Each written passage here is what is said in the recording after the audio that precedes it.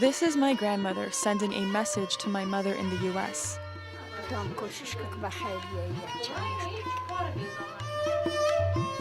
They haven't seen each other in 10 years, and not even in Afghanistan, but at a refugee camp in Pakistan, where my grandmother and the rest of my family fled the 4-year civil war in the 90s. My parents, sister, and I fled Kabul in the early years of the Soviet war in the 1980s. I'm the first member of my family to return, to see what life is like 22 years and 3 wars later.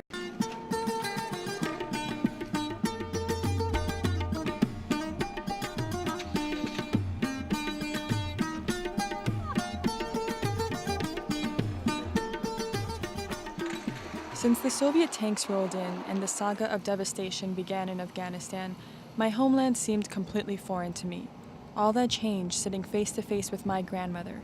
She gave life to details that were hard to accept from far away, especially about one of Kabul's darker periods.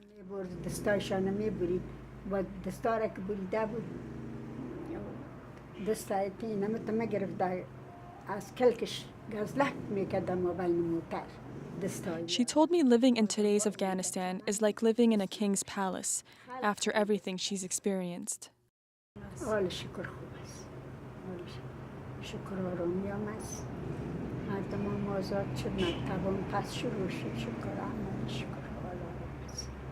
But even this peace can be unsettling. That week, my family would find out they're being evicted from their home. The roads are being widened to accommodate traffic jams that were unforeseen just a few years ago. The dust from war, and now reconstruction, has given the city its current brownish tint. It makes it difficult to see and breathe. The same colors shroud the house I lived in for my first and only 3 years here. On the other side of town, Kabul Soccer Stadium is huge and green. I visited the site infamous for its public executions of men and women, with Farzana Samimi, a public figure and one of the most recognizable faces in the new Afghanistan. And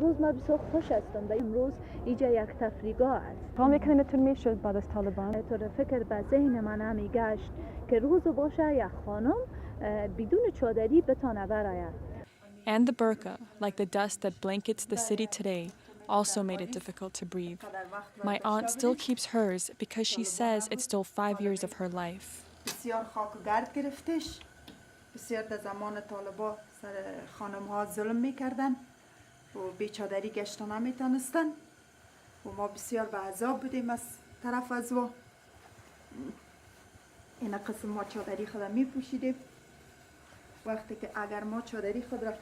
حتی روی خدا یک کم بالا میکردیم مورد لط کوب طالب ها قرار میگرفتیم اگر یک کم دستایشان رنگ ناخون میداشت اونا را میزدن توهین میکردن.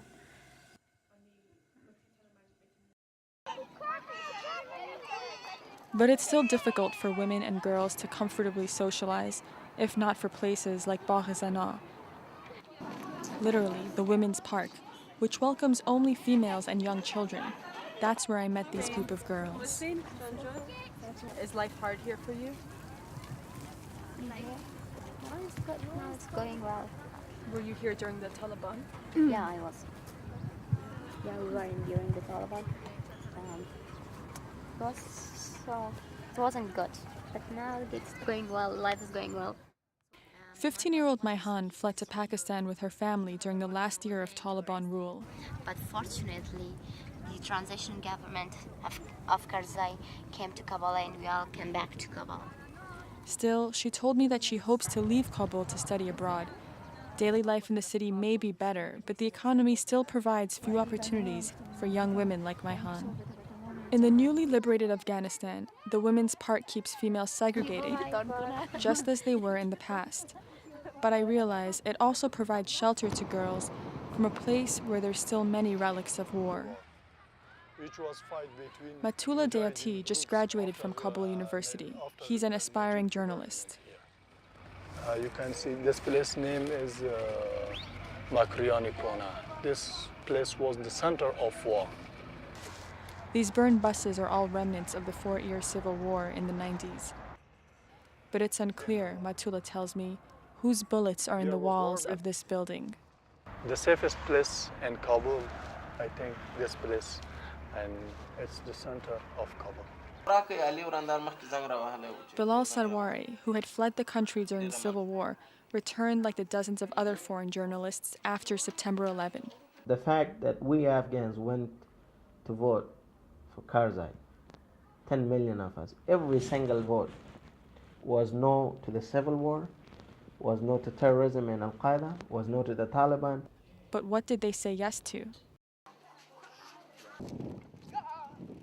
As the bombs fell year after year, first Soviet missiles, then Mujahideen rockets and American authority, the struggle to survive became the first and only priority.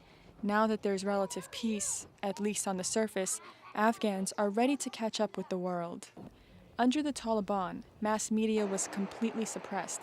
Today it's everywhere, thousands of feet above and a few feet away. But what are they watching?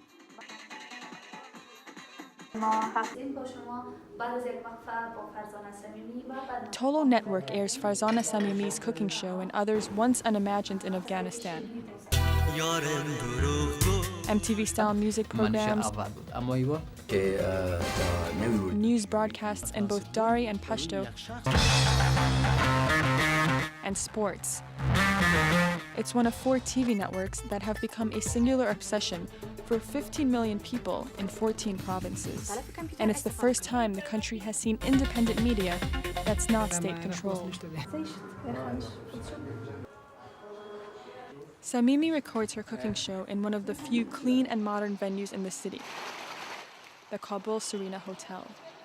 The show is popular, even though the dishes she prepares are beyond the budgets of all but a tiny fraction of her audience.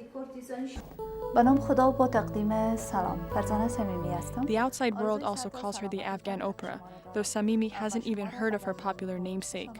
Still, her daily live half-hour broadcast hits close to home. It's called Banu, which means woman, and addresses women's issues.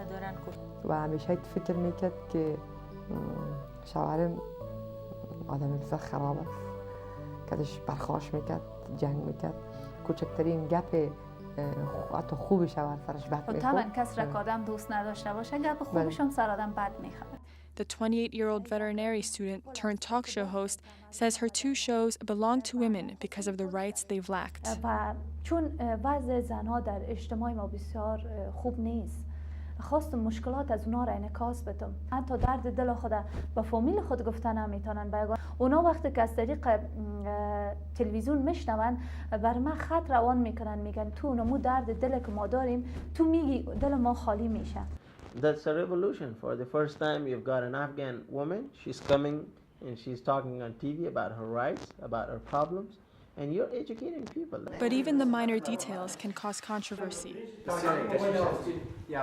پرزنتر است با این لباسا پرزنت میکنه بر مردم افغانستان بسیار یک چیز است که میگن آزادی مطلق آمده در افغانستان و این که امروز ما در تلویزیون ظاهر میشم هنوز هم مردمای ما خوش نیستن موافق نیستن که ما در تلویزیون ظاهر شوم. They still have a long way to go. Afghanistan was once considered one of the most progressive Islamic countries on the map, though still backwards by Western standards. The constitution, produced during the 1960s golden era, granted women voting rights and extended the freedoms of speech and press. Dawood Siddiqui hosts the Afghan version of American Idol, Afghan Star, where hundreds line up to audition. مردم ما را باید با خبر بسازیم که جهان فعلی در کجا است، چی مردم چه قسم فکر میکنن، از چی لذت میبرن، از چی بد میبرن، سیاست چه قسم است، مثلا اجتماع چه قسم است، مردم خانه خود چه قسم باید تزیین بکنن. چون مملکت ما و شما به اصطلاح در قدر سال بسیار پس ماندن، بسیار از هر نگاه پس ماندن. حالا سعی کنید دیگه مملکت ها در کجا رسید. But in the middle of catching up to the modern world, they can be left in the dark. 5 nights a week, families across most of Kabul lose electricity. The electric grid is destroyed from the years of war. Children can't study, wives can't cook, and homes go unheated. Mohammed Agha sells generators to the people who can afford them. یا کارشان بسیار خوب است کار میته به خاطر که حالا برق نیست مشکل ما مردم افغانستان حل میکنه. And he sells many television sets as well.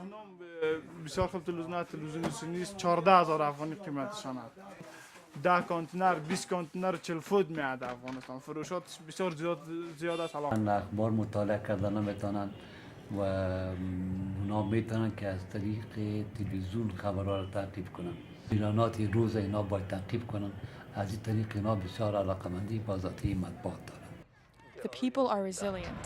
Also, they are using, some of them are using battery, car battery for television. Yeah. Things are likely to get worse. With a massive influx of new residents, the infrastructure can't keep up, and energy experts say the situation will not improve until October 2008, when power lines from Uzbekistan, now being laid across the Hindu Kush, are expected to be completed. I realize the scramble to watch TV will continue despite inconveniences. The country's staggering rates of unemployment means people watch because they have time on their hands. And I wonder if I'm experiencing the next invasion right now of technology and the trappings of a modern world, which Afghanistan may just not be ready for right now, when I realize it's the simple things that are most desperately needed. نسل سابق خود در جریان جنگ تا باشه. نسل آینده ما ضرورت داره تعلیم و تربیت ضرورت داره. بعد از این نسل آینده ما میتونه یک تصمیم بگیره. But the vast majority of the country is rural and outside the government's reach. In that Afghanistan, warlords and drug mafias rule, the Taliban are returning, and mass media is completely absent. That's where this media has to go.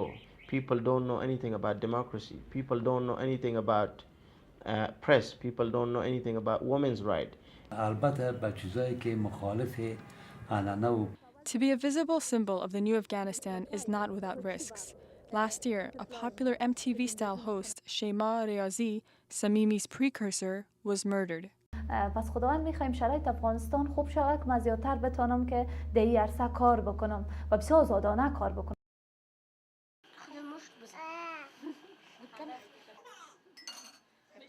My family continues sending their messages, inviting my parents to come visit them soon. But I know this place won't ever be the same for my parents, and can't help but think that my relatives here would be better off coming to them instead.